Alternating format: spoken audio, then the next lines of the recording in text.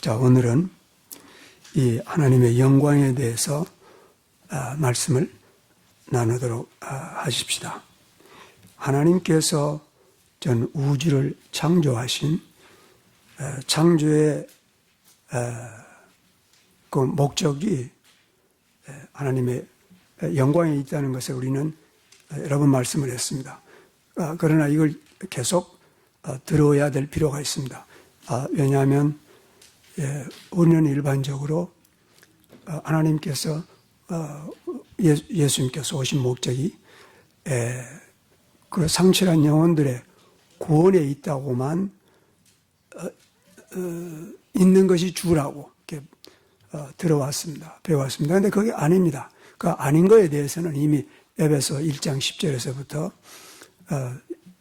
여러 번 혹은 골로새서 1장 13절이든지 하나님께서 이 우주를 창조하시고 또 예수님께서 창조주이신 예수님께서 세상에 오신 목적은 사실은 첫 번째 하나님의 영광을 위해서고 두 번째는 하나님의 영광의 회복을 위해서입니다. 근데 회복을 위한다는 말을 들으면 우리는 금방 그러면 회복 이전에 상실이 있었구나 하는 것을 자동적으로 알게 되는 것입니다. 맞습니다.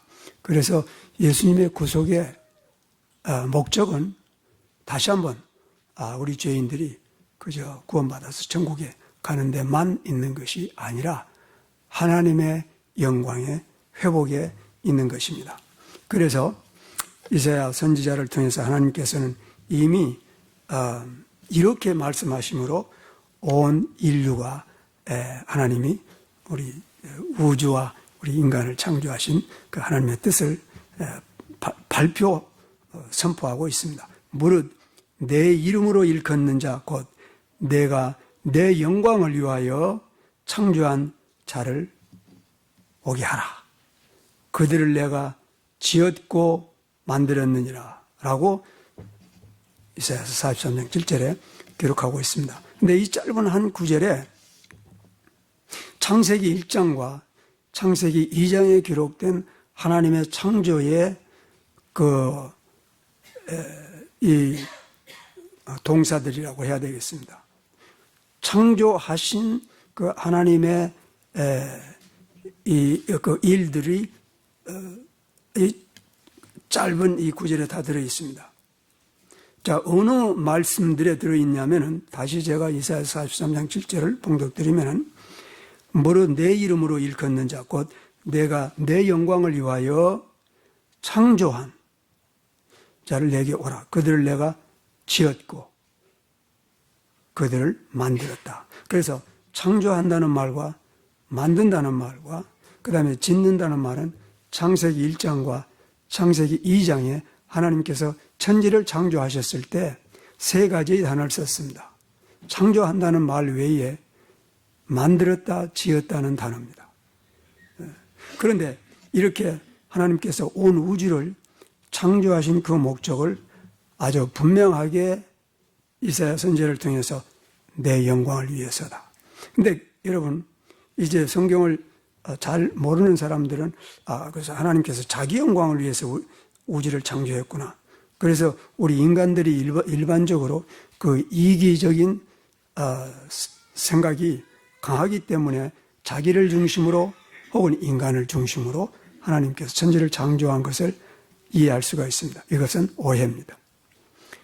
그것을 우리가 오늘 확인하기를 바랍니다. 왜냐하면 하나님의 영광의 의미를 알기 시작하면 이제 곧 왜 하나님께서 온 우주를 그리고 특별히 인간을 하나님의 영광을 위해서 창조했는지를 알게 되는 것입니다. 그러면은 여러분 이기적인 그런 우리 인간이 생각하는 타락한 인간이 생각하는 그런 이기적인 의도가 아니라는 것을 제가 지금 말씀드리는 것입니다. 왜냐하면 이 하나님의 영광이라고 하는 이 말의 의미는 첫 번째 하나님 곧 창조주에게만 고유하게 가지고 적용되는 창조주 하나님만 가지고 계신 하나님의 가장 고유한 신성 중에 하나입니다. 영광이라는 게.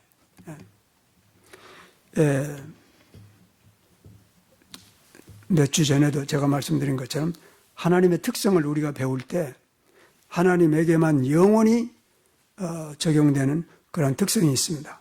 전지전능성이라든지 무소부재성이라든지 절대주권성이라든지 이런 것은 영원히 우리가 하늘나라에 가서 하나님과 함께 이제 같은 집에서 살게 될 때라 할지라도 피조물에게 적용되는 게 아닙니다. 이 땅에서 뿐만 아니라.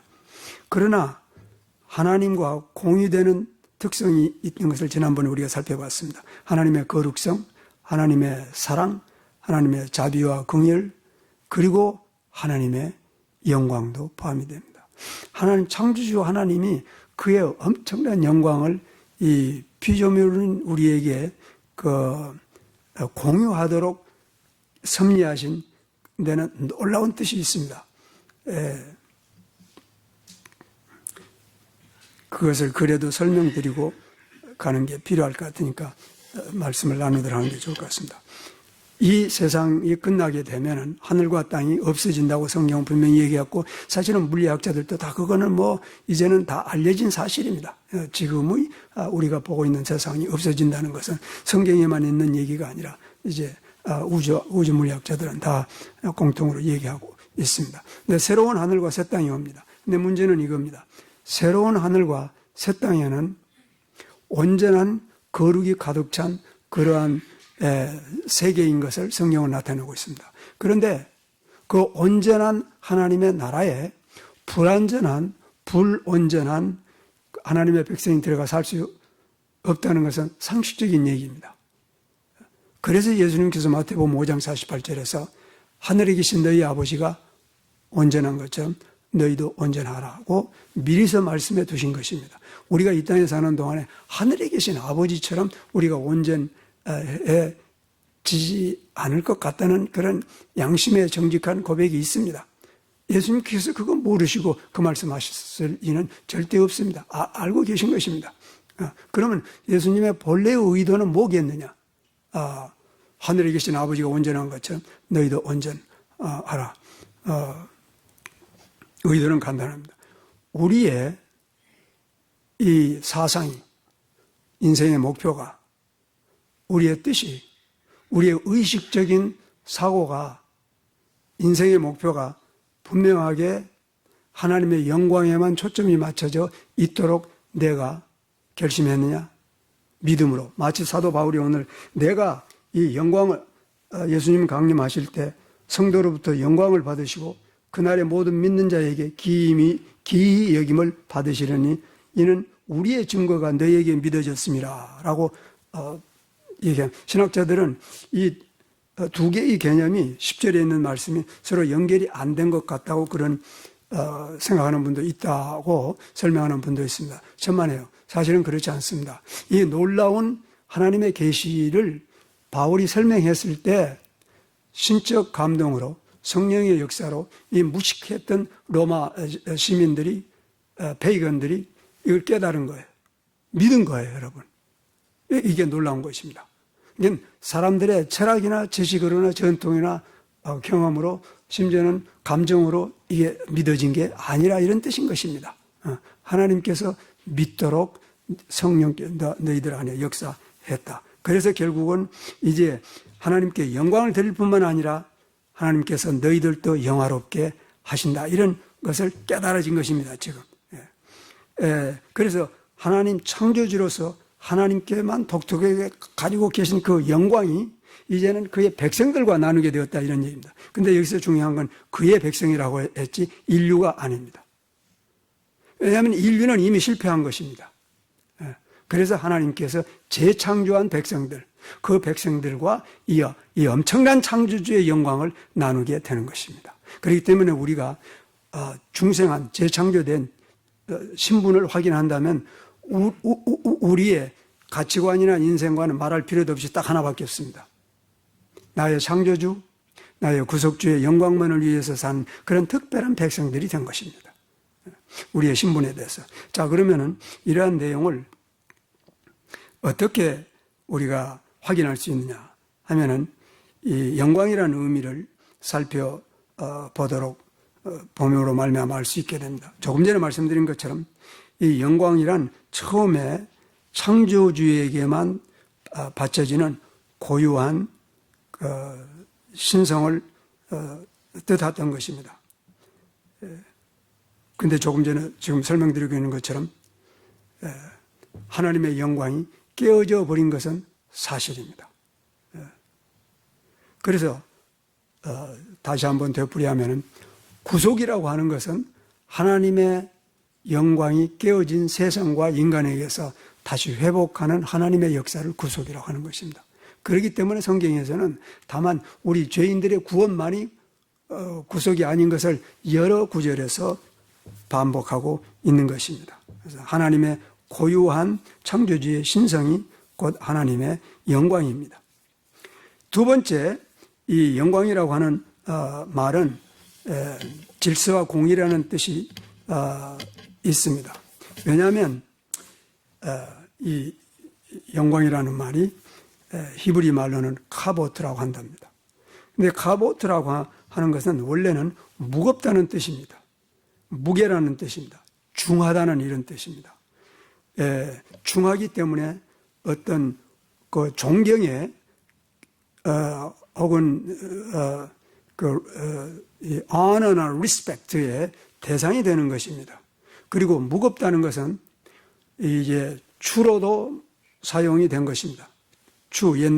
지금도 물론 추를 무게를 측정하는 데 사용하지만은 옛날에 추를 사용해서 무게를 잴 때는 이제 그 추가 공정해야 된다는 것을 여러분 시편이나 장언문에서 여러 번 되풀이하고 있습니다. 그래서 두 개의 추를 가지고 다니지 말라 이런 말씀이 있는 이유가 그건 무슨 얘기냐면은 무게가 정직하고 공정해야 된다 이런 뜻입니다.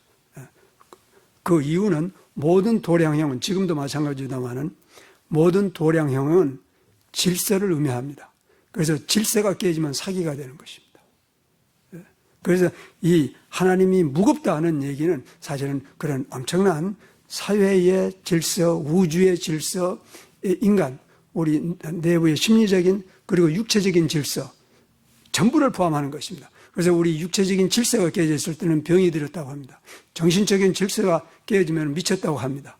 우주적인 자연의 질서가 깨지면 재앙이라고 부르는 것입니다. 이게 전부 하나님의 영광을 깨는 일들인 것입니다. 어디에서부터 출발했느냐? 창세기 3장부터 출발한 것입니다. 이것의 회복이 곧 구속인 것입니다. 그래서 이 엄청난 질서에 대해서 창세기 1장 14절에서 하나님께서는 이렇게 기록해 두신 것입니다. 하나님이 가라사대 하늘의 궁창에 광명이 있어 주야를 나누게 하라. 또 그 광명으로 하여 징조와 사시와 일자와 연한이 이르리라. 그 빛으로 광명, 이게 여러분 하나님의 영광인 것입니다. 그러면 여러분 이제 창세기를 앞으로 배울 때 하나님께서 우리는 빛이라고 그러면 첫 번째 태양을 생각합니다. 두 번째는 달을 생각합니다. 그 다음에는 별들을 생각하고 그 다음에 우리 인간이 만든 전기불 같은 걸 생각합니다. 근데 창세기에서는 하나님께서 태양을 창조하기 전에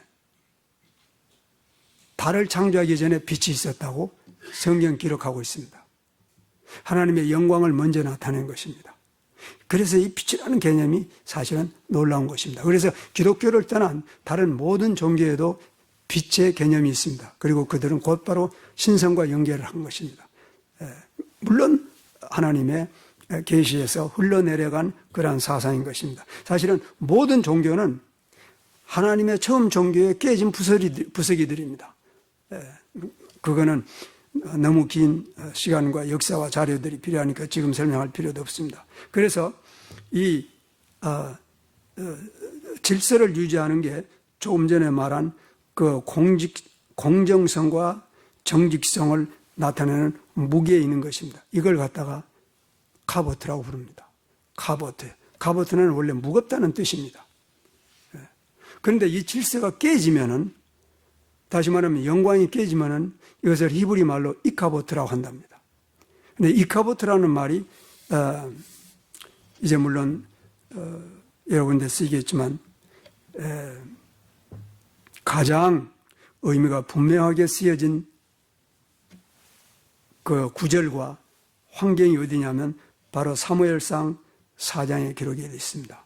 사무엘상 4장에 보게 되면은 이제 엘리가 하나님께 충실하지 못함으로 말미암아 그 이제 사사 시대가 무너져가는 그런 때인 것입니다.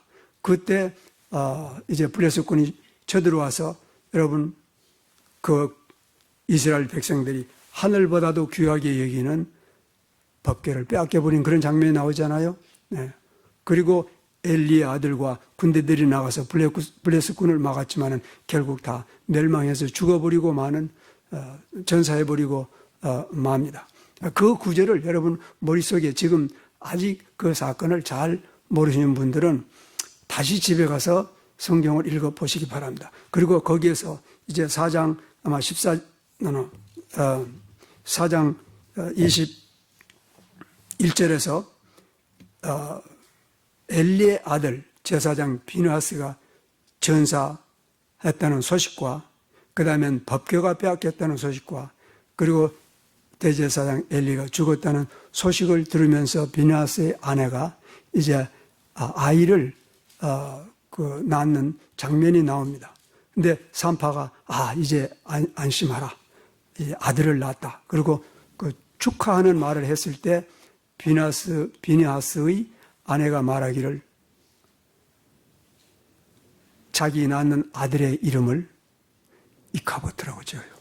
근데 이것은 역사적인 사건을 기록해 놓은 것만이 절대 아닙니다. 왜냐하면 예수님께서 하신 말씀을, 하신 행실을 다 기록한다면 그 책을 이 땅에도 쌓아둘 것이 없을 것이라고 표현한 바와 같이 지금 신구약 성경에 기록된 이 내용은 그것이 비록 사탄이 한 말이라 할지라도 어떤 순수한 역사적인 사건만 있다 할지라도 잠언이라 할지라도 엄청난 무게를 갖는 의미가 있는 것입니다. 그래서 자기의 아들의 이름이 이카보트입니다. 다시 말하면 이제 이스라엘에서는 하나님의 영광이 떠났다고 얘기한 것입니다. 이건 대단히 예언적인 의미를 가지고 있는 것입니다. 엘리는 다윗 왕이 세워지기 훨씬 이전에 사사였습니다. 다윗 왕조가 세워지기 전에 이제 이스라엘 백성들이 하나로 뭉쳐서 다윗 왕조를 이루기 이전에 이미 이스라엘에서는 하나님의 영광이 떠난 것입니다. 이것이 약 주전 이제 1100년쯤이라고 우리가 생각한다면은 그리고 주전 약 1000년에 다윗이 이제 왕에 오릅니다. 그리고 1000년이라는 긴 시간 동안 하나님께서는 줄곧 수많은 선지자들을 보내서 하나님의 영광에 대해서 가르칩니다. 그러나 결국은 예레미야 때 이르러서는 이제 모든 백성들이 그들의 제사장, 그들의 서기관들 혹은 그들의 선지자들의 거짓 예언을 쫓아서 결국 이스라엘 백성들은 하나님의 영광을 떠나고 나라는 멸망하고 그리고 왕들은 잡혀가서 포로가 되고 나머지 자들은 전부 죽임을 당하고 이제 성전은 불타버리고 예루살렘은 폐허가 되는 그러한 역사로 끝나게 되는 것입니다. 어디서부터 출발했느냐? 이스라엘 그 역사를 볼 때 바로 이카보트에서부터 출발이 된 것입니다. 하나님의 영광이 떠난 것입니다. 여러분, 하나님의 영광이 떠나게 되면은 조금 전에 말씀드린 것처럼 우선 개인에 있어서는 건강의 파멸이 온 것입니다. 정신적인 것이 됐건 역사적인 것이 됐건 그 다음엔 가정의 파괴가 오는 것입니다. 부부간이 됐건 부모와 자녀간이 됐건 파괴가 옵니다. 그 다음엔 불악, 조그만 마을에 파괴가 옵니다. 그리고 사회에 반드시 파괴가 옵니다. 이것이 이카보트입니다. 그러므로 하나님의 영광이라 하는 것은 여러분 온 우주를 지금 딱 이렇게 붙들고 있는 그런 힘입니다. 거기에 대해서 조금 후에 다시 말씀을 드리도록 하겠습니다. 그래서 이제 하나님을 믿는 사람들이 하나님께 영광을 드린다는 것은 여러분, 모든 죄인들이 그 죄로 말미암아 하나님의 그 배척의 대상이 되고 또 죄로 말미암아 땅이 저주를 받았다고 창세기에 기록되고 있는 것입니다. 이처럼 파괴된 인간이, 그리고 인간과의 관계가, 그리고 사회 질서가, 그리고 자연이 다시 완전한 상태로 돌아오는 것이 리뎀션입니다. 이게 구속입니다. 우리 영혼의 구원은 구속의 한 부분에 속하고 있는 것입니다. 그러면 이 회복을 갖다가, 다시 회복을 갖다가 하나님의 영광의 회복이라고 부르는 것입니다. 여러분, 예수님께서 오신 것은 하나님의 궁극적으로 영광의 회복을 위해서 부르신 것입니다. 네, 불행하게도 많은 사람들이 하나님의 영광이라는 개념 자체도 모르고 듣지도 못하고, 그러니 어떻게 하나님께, 창조주에게, 구속주에게 영광을 드리는 삶을 살 수 없다는 것은 당연한 것입니다. 상실된 사회 속에서만 산 것입니다. 그래서 처음부터 이 하나님의 그 영광이란 하나님께만 속한 것인데, 그것을 백성들에게 나눠준 것입니다. 근데 이 백성들이라는 개념을 항상 기억해야 됩니다. 전 인류가 아닙니다. 전 인류를 향해서 주신 이 말씀 중에서 하나님의 백성이 되는 것은 이제 예레미야, 죄송합니다. 에베소에서 우리가 조금 후에 보게 될 내용과 같이 구속받은 사람만을 의미하는 것입니다. 그래서 하나님께서는 이 영광에 대해서 이렇게 말씀하고 있는 것을 우리가 배우게 됩니다. 나는 여호와니, 이는 내 이름이라. 나는 내 영광을 다른 자에게, 내 찬송을 우상에게 주지 아니하리라 고 얘기하고 있는 것입니다. 그건 누구에게 주었느냐? 하나님의 아들들에게 준 것입니다. 이게 참 놀라운 것입니다. 그래서 이 아들들을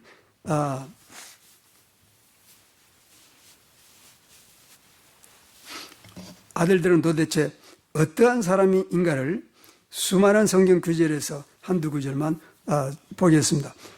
디모데전서 6장에 보게 되면은 이렇게 기록하고 있습니다. 바울이 기약이 이르면은 하나님이 그의 나타내심을 보이리니 하나님은 복되시고 홀로 한 분이신 능하신 자이며 만왕의 왕이시며 만주의 주시오 오직 그에게만 죽지 아니함이 있고 가까이 가지 못할 빛에 거하시고, 이게 하나님의 영광입니다.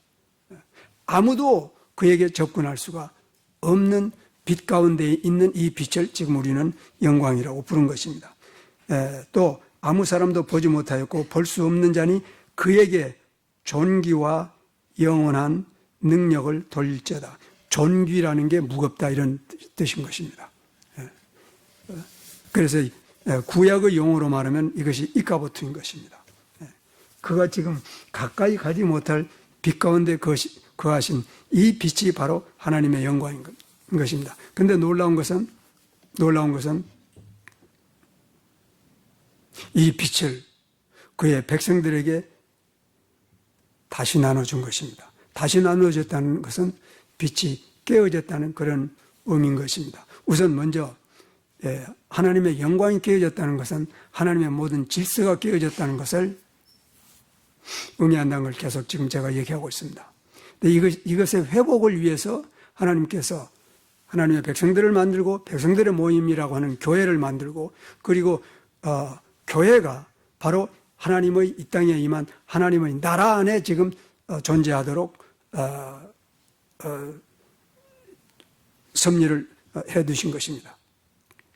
자, 그러면은 이제 하나님의 영광이 개인에게 뿐만 아니라 사회에서 이제 어떻게 지켜지고 있느냐, 어떻게 지켜지지 않고 있느냐 하는 것을 우리가 관찰하는 우리 눈앞에서 바로 바라볼 수가 있는 것을 조금 전에 지금 말씀드리고 있습니다. 지금 인간 사회는 하나님의 영광이 다 깨어진 사회 속에서 우리가 살고 있다는 것을 거듭 제가 언급하고 있습니다. 그리고 그것이 여러분들, 내 눈에 하나님의 영광이 깨어진 상태를 보는 것이 영분별입니다, 여러분. 우리 인간 사회에 가정, 혹은 마을, 혹은 국가 전체,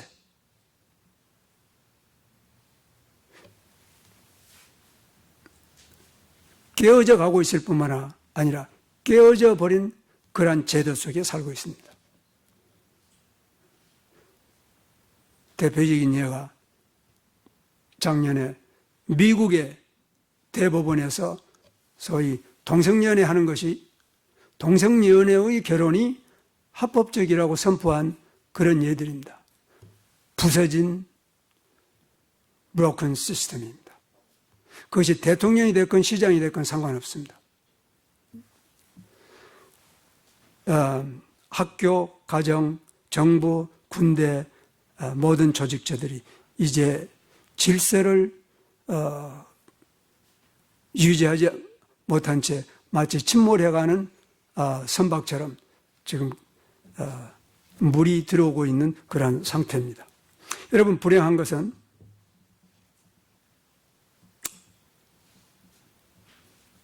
사회가 아직 유지되고 있는데 교회는 유지되고 있지 않는 위험이 있습니다.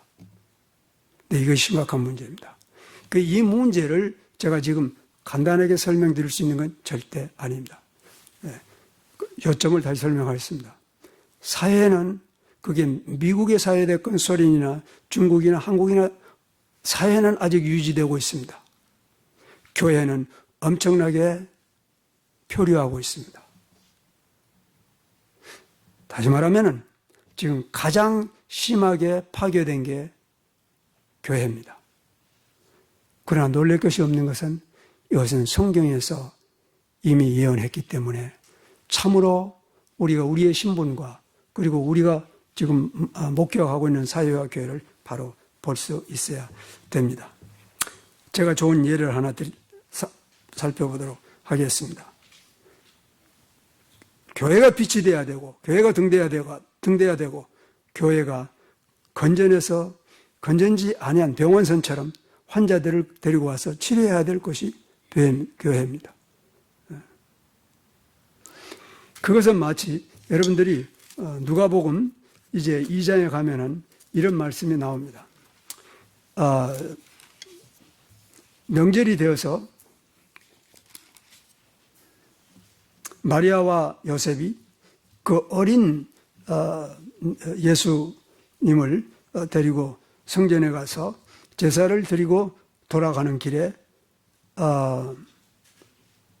그가 동행 중에 있는 줄 생각하고 하룻길을 간 후에 친족과 아는 중에서 그를 찾되 그를 찾지 못하며 그들이 그를 찾으면서 예루살렘으로 돌아갔더라 그랬습니다. 여러분, 지금 어린 예수님을 키우고 있는 마리아와 요셉이 여행 갔다가 예수님이 잊어버린 것입니다. 그런데 이 내용을 왜 성경에 기록해 놨겠느냐? 이거는 그냥 역사적인 사실입니다. 영적으로 중요한 의미가 있기 때문에 이 내용을 기록한 것입니다. 이게 참 가슴 아픈 그런 일입니다. 부모가 지금 이 예수님은 어린 아이지만은 이사야서 9장 6절에 보게 되면 전능하신 하나님이요 영존하신 아버지요 평강의 왕이라고 기록하고 있습니다. 그리고 그가 아이로 올 것, 그리고 그것도 남자아이로 올 것을 이사야서에 기록하고 있습니다. 부모들이 그거 모르는 것입니다. 근데 이 예수님이 성전에 남아있는 줄 모르고 그냥 하루길을 가버렸어요. 갔다가 다시 오는데 또 하루가 걸린 것입니다. 사흘 후에 성전에서 만난 즉 그가 선생들 중에 앉으사 저희에게 듣기도 하고 묻기도 하시니 이런 모습을 보는 것입니다. 그리고 그 다음에 듣는 자가 다 그 지혜의 대답을 기이 여기더라. 그들이 그를 보고 놀라며 또 그의 모친도 아들아 어찌하여 우리에게 이렇게 하였느냐 보라 내 아버지와 내가 근심하여 너를 찾았노라 하니 예수께서 그들에게 대답하시되 어찌하여 나를 찾으셨나이까 내가 내 아버지의 일을 해야 할 것을 알지 못하셨나이까 그러나 그들은 그가 하신 말씀을 깨닫지 못하였더라. 이런 형편에 있는 것입니다. 예수님을 상실해 버려도 부모가 모르는 것처럼 오늘날 예수님이 상실된 채 그냥 모여서 자기들끼리 예배드리고 찬송하고 기도하고 헌금하고 또 선교한다고 하고는 이런 게 현실입니다. 하나님의 영광은 이미 이카보트인데도 그들은 열심히 자기의 의의를 위해서 한사코 하나님의 의의를 찾지 않는 그러한 상태에 있는 것이 정부, 학교, 군대, 회사 이런 데보다도 가장 뚜렷하게 나타난 게 현재 교회입니다. 이카보트입니다. 여러분, 이게 현실입니다. 그러므로 제가 여러분들과 나누는 이 하나님의 영광의 문제에 대해서 오늘 이러한 질문을 하든지 결심을 하든지 하는 것이 필요합니다. 나의 인생의 목표가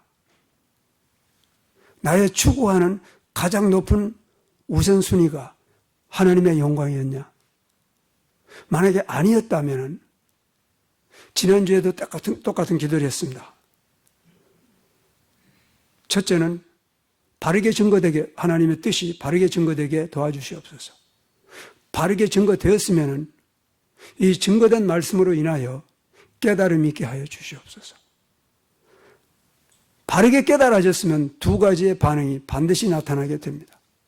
첫 번째 반응은 가슴을 치면서 옷을 찢지 않고 가슴을 찢고 회개하는 일이 있을 것입니다. 두 번째 반응은 하나님께 감사와 찬송과 영광을 드리는 사람도 있습니다. 왜냐하면 그렇게 살았기 때문에.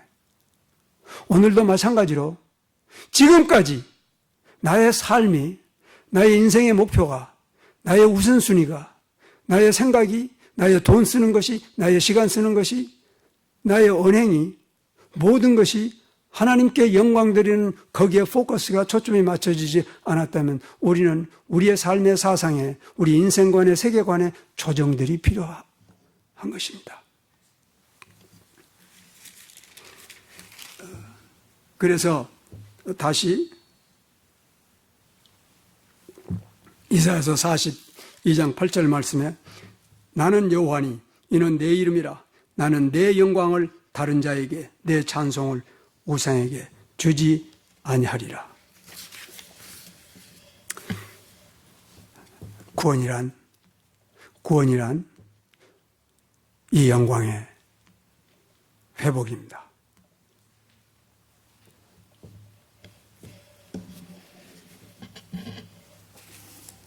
그리고 오늘 본문의 말씀을 보게 되면 우리 주 예수 그리스도의 이름이 너희 가운데서 영광을 받으시고 너희도 우리 하나님 곧 주 예수 그리스도의 은혜를 따라 그 안에서 영광을 받게 하려 함이니라. 여러분, 이 영광을 우리가 받기 위해서는 먼저 우리가 눈에 보이지 아니한 하나님의 영광을 이미 우리들은 받은 것입니다. 왜냐하면 예수님이 가지신 그 창조주의 빛을 우리들에게 함께 나누었기 때문인 것입니다. 자, 여러분, 마태복음 5장 말씀에 가서 보시게 되면은 이렇게 기록하고 있는 것을 우리가 발견합니다. 너희는 우선 먼저 요한복음 8장 12절 말씀을 보겠습니다. 나는 세상의 빛이니 나를 따르는 자는 어둠에 다니지 아니하고 생명의 빛을 얻으리라. 이게 하나님의 영광입니다. 이 말씀이 바로 창조주, 구속주의 영광의 빛을 의미하는 것입니다. 그런데 이 빛을 마태복음 5장에 보게 되면은 예수님께서 그의 백성들에게 주신 말씀의 내용입니다. 너희는 세상의 빛이라. 산 위에 있는 동네가 숨기우지 못할 것이요 사람이 등불을 켜서 말 아래 두지 아니하고 등경 위에 두나니 이러므로 집안 모든 사람에게 비치느니라. 이같이 너의 빛을 사람 앞에 비추게 하여 저희로 너의 착한 행실을 보고 하늘에 계신 너희 아버지께 영광을 돌리게 하라. 에베소 5장에서는 바울은 너희가 전에는 어둠이더니 이제는 주 안에서 빛이라. 빛의 자녀들처럼 행하라. 그 빛의 열매는 모든 착함과 의로움과 진실함에 있느니라.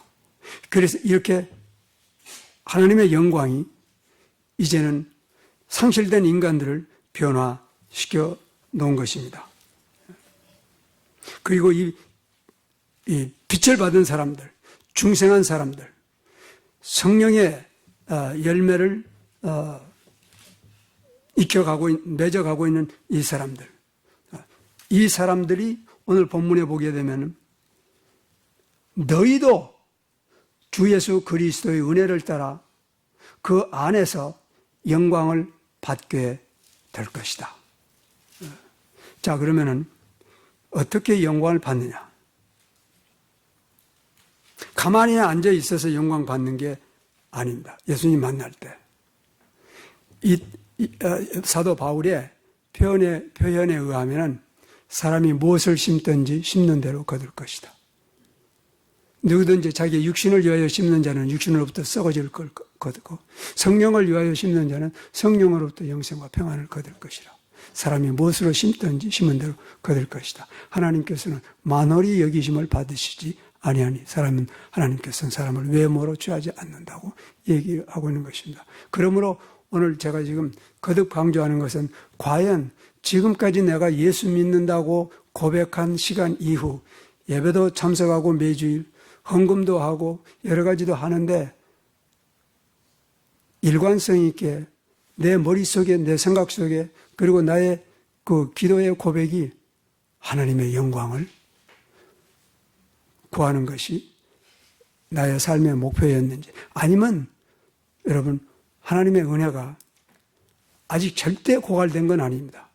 지금 이 순간에도 그리고 저 생각에는 확실하기를 내일도 그리고 다음에도 고갈되지는 않을 것입니다.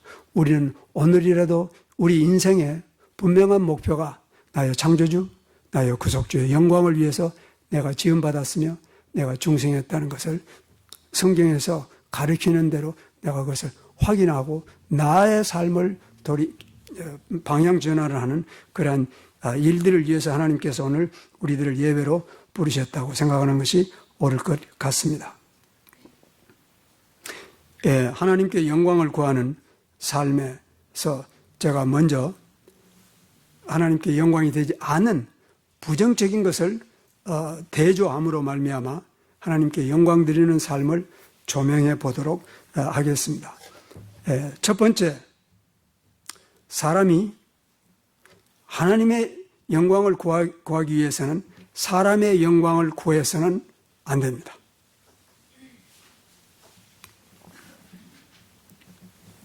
그래서 예수님께서 친히 말씀하시기를 요한복음 5장 44절에서 너희가 서로의 영광을 취하고 유일하신 하나님께로부터 오는 영광은 구하지 아니하니 어찌 나를 믿을 수 있느냐. 너희가 서로의 영광을 구하니. 여러분, 인간의 영광을 구할 때 하나님의 영광은 자동적으로 배제됩니다. 근데 내가 다른 사람의 영광을 구함으로 말미암아 그 사람이 나에게 어떤 유익을 혹은 취직 자리를 혹은 사업에 도움이 된다든지 그러한 일이 이해관계가 있음으로 말미암아 다른 사람의 영광을 무게를 인정해 줄 수가 얼마든지 있습니다. 그러나 그것은 부차적입니다. 그 사람에게 내가 선물을 준다든지 혹은 칭찬을 한다든지 하는 것은 반드시 의도가 나의 유익을 위해서입니다. 그래서 우리 인간은 본질적으로 나의 것을 먼저입니다. 그것이 바로 데모데에게 보낸 편지에서 고통하는 때가 이르려니 사람이 제일 먼저가 뭐죠? 자기를 사랑하고 그 다음에 두 번째는 뭐죠? 돈을 사랑하고 그리고 서로의 영광을 구하고 이게 우리 인간의 본성입니다. 그러나 우리가 본성대로 살면 반드시 죽는다고 성경은 얘기했습니다. 그렇기 때문에 하나님의 말씀과 그렇기 때문에 우리는 성령님의 도움과 우리의 믿음과 그리고 성령의 열매의 9가지 열매 중에서 가장 마지막에 보니까 절제라는 말이 있습니다. 이게 성령의 열매입니다. 오늘날 이 하나님의 말씀으로 말미암아 절제를 해야 될 부분은 하나님이 아니고 우리입니다. 이 절제의 열매가 맺혀져야 될 절제적인 필요가 있습니다. 서로의 영광을 혹은 세상 영광을 혹은 세상 명예를 부귀 영화를 취하는 것이 하나님의 영광 구하는 일이 절대 될 수가 없습니다. 이 말처럼 세상에 어려운 말은 없을는지 모릅니다. 왜냐하면 설교는 이렇게 할 수 있지만은 사실 설교하는 자의 내 마음속에 내 자신의 영광을 구하는 것이 전혀 없기 때문에 이 말을 한다는 것은 한다면 100% 거짓말입니다. 나는 거짓말 할 필요도 없고 하나님이 마치 안 계신 것처럼 듣고 계시지 않은 것처럼 나는 세상 영광 전혀 구하지 않고 여러분 나는 세상 영광을 구하기 때문에 사도 바울의 고백과 같이 내가 싸우기를 허공을 치는 것 같이 하지 아니하고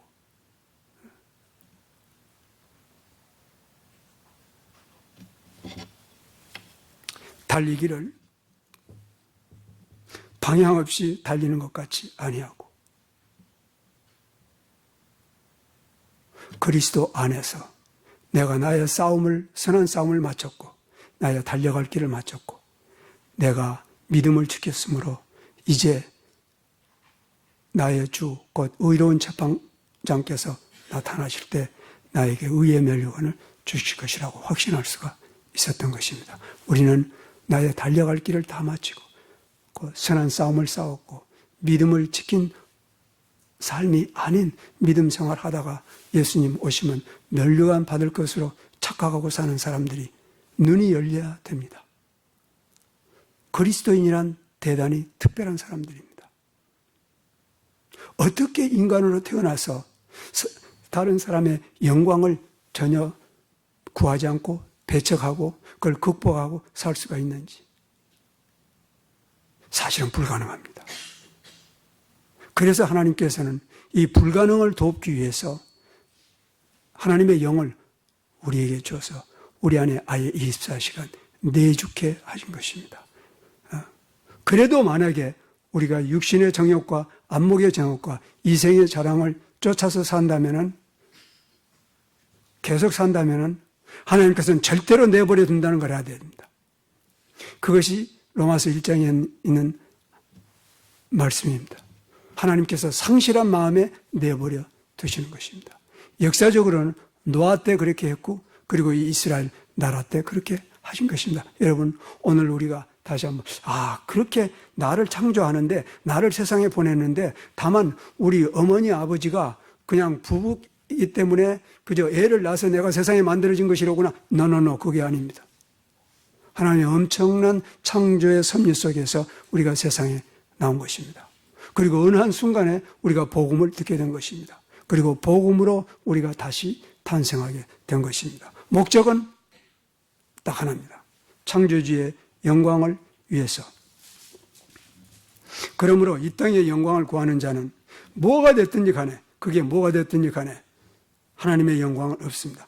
그래서 예수님께서는 그러므로 구제할 때도 외식하는 자가 사람에게 영광을 얻으려고 회당과 거리에서 하는 것 같이 너희 앞에 나팔을 불지 말라. 그리고 내가 진실로 너희에게 이르노니 저희는 자기의 상을 이미 받았느니라. 쉽지 않은 얘기입니다. 우리가 어떻게 이 땅에 사는 동안에 다른 사람으로부터 칭찬이라든지 저 사람은 참 인간이 됐다 그러고 인격이 됐다 그러고 뭐 존경할 만하다고 어떻게 이러한 칭찬 듣기를 바라지 않는 그러한 사람이 있을 수 있느냐는 얘기입니다. 그러나 그걸 사모하면은 멸망합니다. 그래서 누가복음 6장 26절에 예수님께서는 아주 분명하게 이렇게 기록하고 있습니다. 모든 사람이 너희를 칭찬하면 뭐가 있다고요? 화가 있다고. 세상에 이런 구절이 어느 책에 가면 있겠죠? 없습니다. 성경에는. 그래서 성경이 정직한 겁니다. 사람들이 싫어하건 좋아하건 간에, 목사들이 설교하기를 원컨 원하지 않건 간에 예수님께서 말씀을 하셨고 이 말씀을 성경에 기록하게 해놓은 것입니다. 모든 사람이 너희를 칭찬하면 화가 있도다. 저희 조상들이 거짓 선지자들에게 이와 같이 하셨느니라.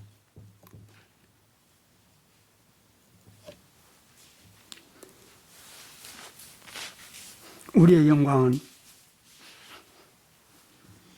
이 땅에서 다 받는 게 아닙니다. 오늘 본문에서 보는 바와 같이 너희도 우리 하나님 주 예수 그리스도의 은혜를 따라 그 안에서 영광을 받게 될 것이다. 언제? 10절에 보니까 주의 강림하실 때. 주의 강림하실 때까지. 만약 우리가 그때까지 살지 않으면은 우리 죽을 때까지. 다시 중생한 사람들이란 엄청나게 특별한 사람들입니다. 아주 엄청나게 특별한 사람들입니다. 그래서 바울은 영광에 대해서 다시 로마서에서 이렇게 기록하고 있는 것을 보게 됩니다. 하나님께서 미리 정하신 자들 또한 부르시고 부르신 자들을 또한 의롭다 하시고 의롭다 하신 자들을 영화롭게 하셨느니라. 하나님께서 우리를 영화롭게 지금 한 것입니다. 근데 문제는 안 보입니다. 이것이 드러날 때가 오는 것입니다. 그래서 컨텍스트를 보면은 우리가 알거니와 하나님을 사랑하는 자, 곧 그 뜻대로 부르심을 입은 자들에게는 모든 것이 합력하여 선을 이루느니라. 하나님이 미리 아신 자들로 또한 그 아들의 형상을 본받게 하기 위하여 미리 정하였으니 이는 그로 많은 형제 중에서 맏아들이 되게 하려 하심이라. 또 미리 정하신 그들을 또한 부르시고 부르신 그들을 또한 의롭다 하시고 의롭다 하신 그들을 영화롭게 하셨느니라. 그래서 중생한 사람들은 이미 영화롭게 된 사람들입니다. 이미 영화롭게 된 그 삶을 예수님 오실 때까지 살아가는 삶의 과정이 이 세상에서 사는 행인과 나그네의 삶입니다. 자, 이제 우리들의 신분을 다시 한번 에베소에서 확인하도록 조금 전에 말씀드렸는데 여러분 다 같이 에베소 1장에서 가서 함께 살펴보도록 하시겠습니다. 에베소 1장 6절 말씀 보십시다.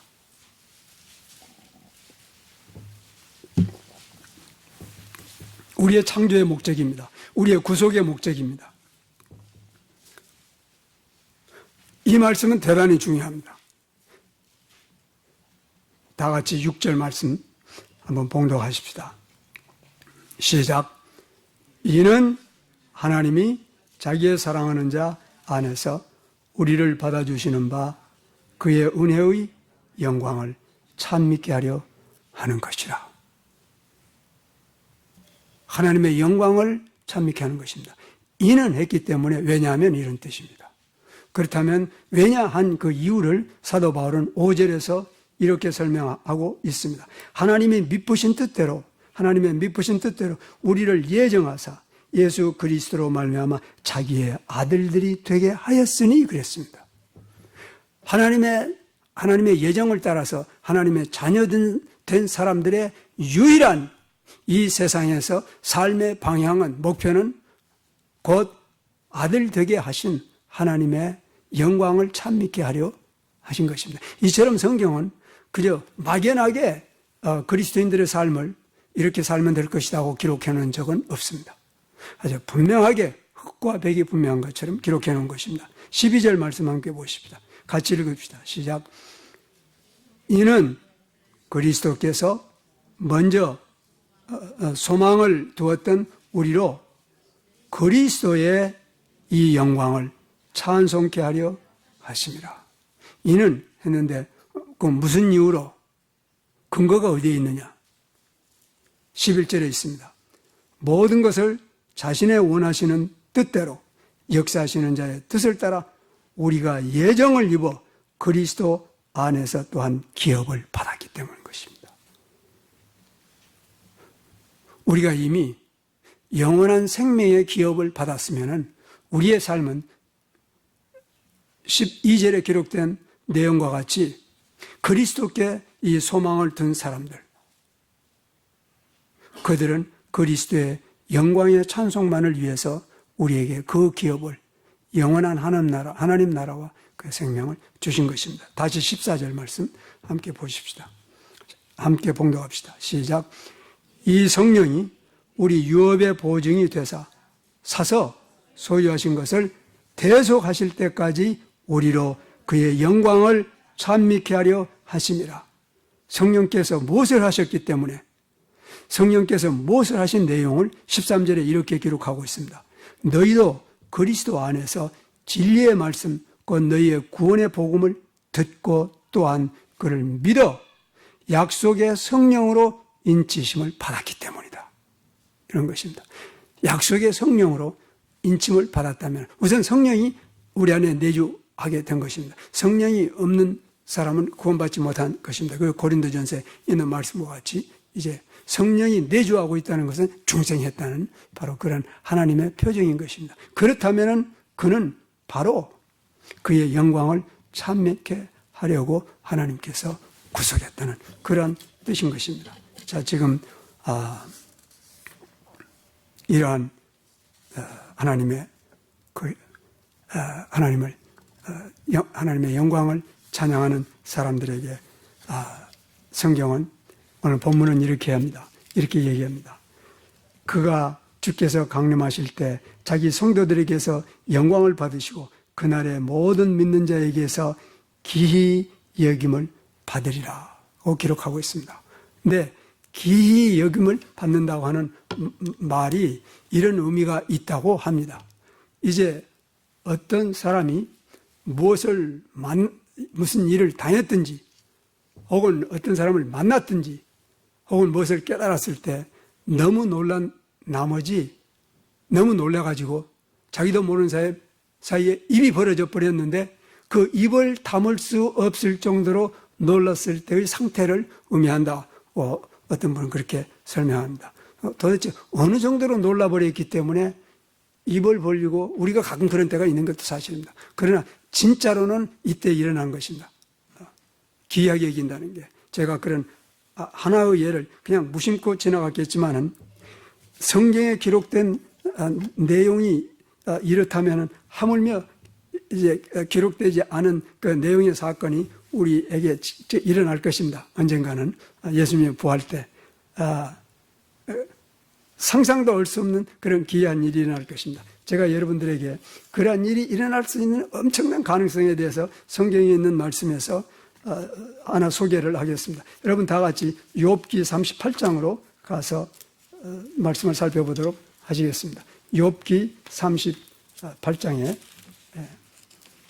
욥이 하나님께 들은 말씀입니다. 38장 31절 말씀을 소개하겠습니다. 다 찾으셨으면 함께 봉독해 보시겠습니다. 시작. 내가 묘성을 메어 묶을 수 있느냐? 삼성의 띠를 풀 수 있느냐? 그런 말씀을 합니다. 여러분, 하나님께서 질문이 너무 많기 때문에 그런 질문 중에 하나로 우리가 생각해 버릴 수 있습니다. 그런데 여기서 묘성이라고 하는 말이 구약 성경에 3번이 언급되고 있는데 아모스서하고 그다음에 욥기 9장 9절하고 그다음에 욥기 38장 31절에 언급됩니다. 근데 묘성이라고 하는 이 별이 이제 그 정체가 예전부터 있었습니다. 왜냐하면 이게 유명한 별이니까. 근데 묘성이라고 하는 것은 별 하나가 아니라 그 묘성 안에 약 1,000개의 작은 별들이 있습니다. 근데 1,000개의 작은 별들 중에서 7개의 별이 우리 육안으로 항상 보이는 별이라고 합니다. 근데 이 묘성이 그 1,000개의 별들이 이제 특성이 뭐냐면은 각기 엄청난 속도로 날아가는 것입니다. 여러분, 별이 가만히 있는 게 아니고 이게 움직이겠다는 게 여러분 어떻게 이해할 수가 있겠습니까? 근데 더 신기한 이겁니다. 그처럼 엄청나게 빠른 속도로 움직이는 이 별들이 1,000개가 다 부딪히지도 않고 그 다음에는 그 묘성의 띠를 벗어나지도 못합니다. 그래서 지금 하나님께서 욥에게 묻기를 네가 언제 그 묘성을 다 묶어가지고 띠 안에다가 지금 묶어놨느냐? 근데 아모스에서 보게 되면 욥기 9장 9절에 보면 내가 그 묘성을 만들었다고 성경 기록하고 있습니다. 이 욥기가 히스기야 때 같으면 기록됐다면 지금부터 약 2700년 전에 기록이 된 것입니다. 만약 아브라함 때 기록됐다면 지금부터 4000년 전에 기록된 것입니다. 근데 언제 기록됐는지 잘 모르겠습니다. 저는. 근데 어찌됐든 간에 비록 2700년 전에 기록되었다 할지라도 하나님께서 그 묘성의 그 특성에 대해서 지금 기록하고 있는 것입니다. 그처럼 상상도 할 수 없이 수많은 별들이 상상도 할 수 없이 빠른 속도로 움직이고 있는 그 별들을 네가 다 묶어놔서 그게 튀어나가지 못해 묘성 밖으로 못 나갑니다. 이 별들이. 왜냐하면 바로 현대 과학자들이 발견한 그 그래비티 때문입니다. 그 인력이란 것 때문입니다. 그 중앙 인력이 강하기 때문에 이 별들이 묘성 밖을 뛰어나가지 못하고. 근데 하나님께서는 욥 보고 네가 그걸 잡아매놓고 있느냐? 이 질문을 받은 욥이 깨달았을런지 깨닫지 못했을런지 전 모르겠습니다만은 우리도 이해가 안 갑니다. 근데 우리는 이해가 조금씩 가기 시작한 것입니다. 우리가 예수님 만났을 때 그의 신묘망측한 그의 창조에 그의 섭리를 갖다가 알게 될 것입니다. 그러한 사람 중에 하나가 된다는 것은 곧 나의 인생을 하나님의 영광을 위해서 사는 삶으로 질서가 정리된 사람을 뜻합니다. 우리가 그 주님을, 그 창조주를, 그 구속주를 이제 창밖에를 보는 것 같은 그런 풍경이 아니라 눈과 눈을 마주해서 볼 것이라고 성경은 증거하고 있습니다. 다시 한번 오늘 지금까지 과연 나는 나의 인생을 하나님의 영광을 위해서 사는 것이 목표였는지 혹은 우선순위였는지 이게 정돈이 돼야 됩니다. 정돈이 돼야 된다는 것을 가르치는 것. 설교하는 것은 거기까지는 나의 몫입니다. 그러나 아무도 성령님께서도 여러분을 강요하지는 않습니다. 여러분은 자유인입니다. 그러나 베드로와 말같이 너의 자유를 너의 육신을 위하여 쓰지 말라라고 한 말씀처럼 오늘 우리가 다시 한번 이렇게 합시다.